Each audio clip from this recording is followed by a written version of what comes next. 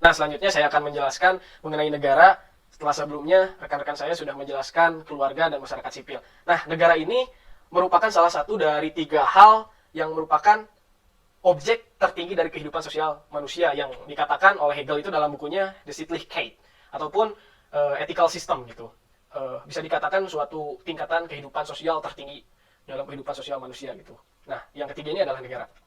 Negara sendiri menurut Hegel merupakan manifestasi tertinggi dari ide universal. Maksudnya adalah manifestasi ataupun perwujudan secara mutlak dari kehidupan sosial individu-individu yang ada di dalam suatu wilayah negara tersebut. Kemudian Hegel juga dalam bukunya The Elements of the Philosophy of Rights mengatakan bahwa negara itu harus memiliki constitutional law, harus memiliki hukum konstitusi, hukum tata negara. Kemudian di dalam hukum tata negara juga harus ada 3 lembaga yang itu merupakan lembaga kunci yang harus ada dalam suatu negara tersebut supaya negara itu bisa dikatakan sebagai negara ideal dan merupakan negara yang manifestasi tertinggi itu. Yaitu ada 3 lembaga, yang pertama lembaga legislatif, yang kedua eksekutif, dan yang ketiga lembaga kemahkotaan ataupun kerajaan. Gitu. Yang pertama, lembaga legislatif yang dimaksud oleh Hegel ini bukan seperti lembaga legislatif yang ada di Indonesia.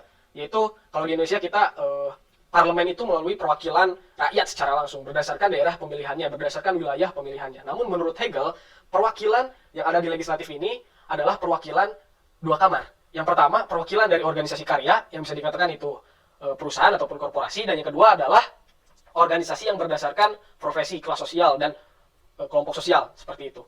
Kemudian tugas legislatif hampir sama seperti yang ada di kebanyakan negara untuk membentuk undang-undang, membentuk peraturan, supaya terjadi keharmonisan antara individu-individu di dalam negara tersebut.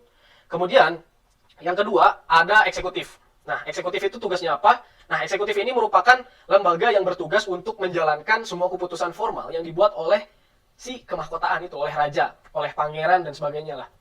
Kemudian, yang ketiga ada lembaga kemahkotaan ataupun kerajaan, ataupun raja. Nah, raja yang dimaksud oleh Hegel ini dalam bukunya tersebut bukanlah raja yang dalam pemikiran konservatif, itu turun-temurun, dan raja yang dipilih ataupun yang berbuat misalkan lalim ataupun sebagainya. Tapi raja di sini merupakan raja yang dipilih berdasarkan konstitusional. Nah, tugas raja ini adalah membentuk ataupun membuat aturan ataupun segala sesuatu yang sifatnya itu keputusan yang mewakili negara gitu, sehingga bisa dijalankan oleh eksekutif. Kemudian selain ketiga hal tersebut, negara juga menurut Hegel itu merupakan sintesis dari keluarga dan masyarakat sipil. Nah, ketika di keluarga itu menurut Hegel adalah tesis, dan di masyarakat sipil itu adalah antitesis, maka negara ini adalah sintesisnya. Mengapa dikatakan demikian? Karena kan sudah seperti yang sudah dijelaskan tadi bahwa keluarga, tesisnya itu karena dalam keluarga itu sangat idealis sekali gitu. Individu dalam keluarga itu sangat idealis. Tidak mungkin dalam satu keluarga itu misalkan seorang ayah ingin menjatuhkan anaknya, ingin mencelakai anaknya, istrinya, ataupun sebagainya. Tapi di kebalikannya, masyarakat sipil. Di masyarakat sipil, individu menjadi sangat realistis. Bahkan saling egois, saling sikut-menyikut untuk menggapai yang namanya kebutuhan yang mereka butuhkan. Nah, dengan adanya 2 komponen tersebut, maka negara harus hadir sebagai sintesis di antara keluarga dan masyarakat sipil. Jadi itulah negara menurut Hegel. Kemudian, Hegel juga menginterpretasikan ataupun menganggap bahwa negara yang ideal itu adalah negara yang berbentuk monarki konstitusional. Ada kaitannya dengan 3 lembaga tadi yang sudah saya sebutkan. Jadi menurut Hegel itu monarki konstitusional yang paling ideal. Negara yang merupakan manifestasi tertinggi dan harus bisa mengontrol dan mengatur semua kepentingan partikular ataupun individu yang ada di wilayah negara tersebut supaya terjadi keharmonisan, kedamaian, dan keadilan, dan supaya negara itu bisa survive dan bisa terus bertahan.